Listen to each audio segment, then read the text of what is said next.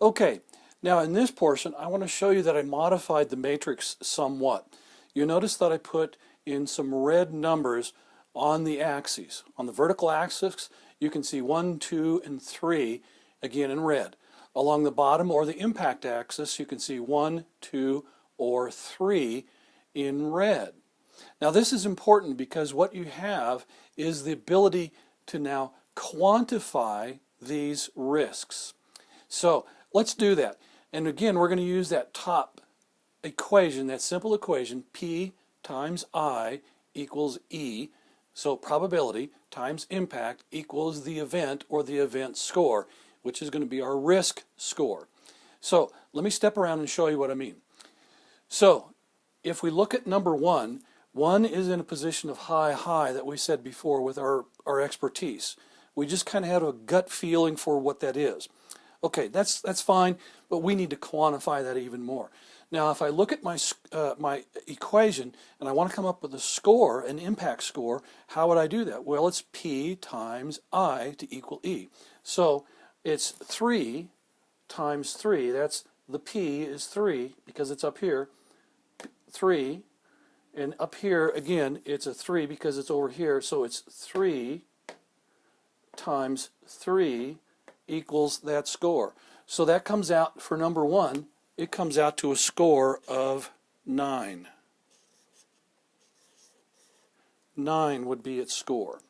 Now, that's something that's going to be important because now I can prioritize that risk and so not waste a lot of time and effort. Let's look at risk number 2 on our list. Well, it's a high probability. It scores out at 3.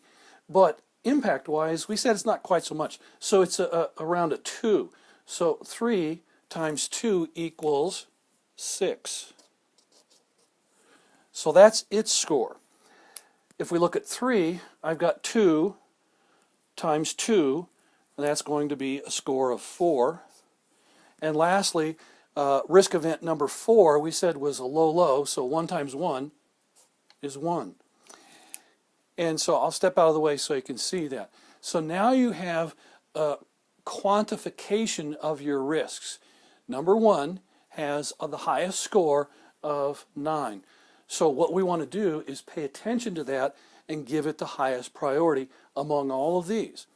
Now, where would we go next? Well, we look for the score, and this event number 2 has a score of 6. Makes sense. We would attack that next. Number 3 has a score of 4. It just works out this way. And number 3 has the event score of 4, and the risk item that we quantified here has a score of 1, so we'll get around to it.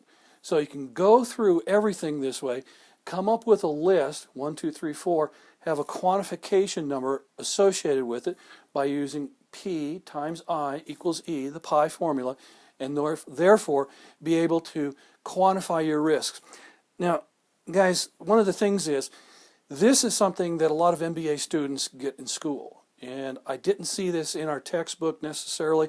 It talks to matrices like this, but this is a simplification of it. I've used it for many years in different times and places and classes. It's very simple, but it's extremely powerful. Executives, decision makers get this kind of stuff. They understand it. And if you show them this, based on the expertise of the team in developing these priorities, then they're able to understand where you and your team are going with your priorities and with your risk management.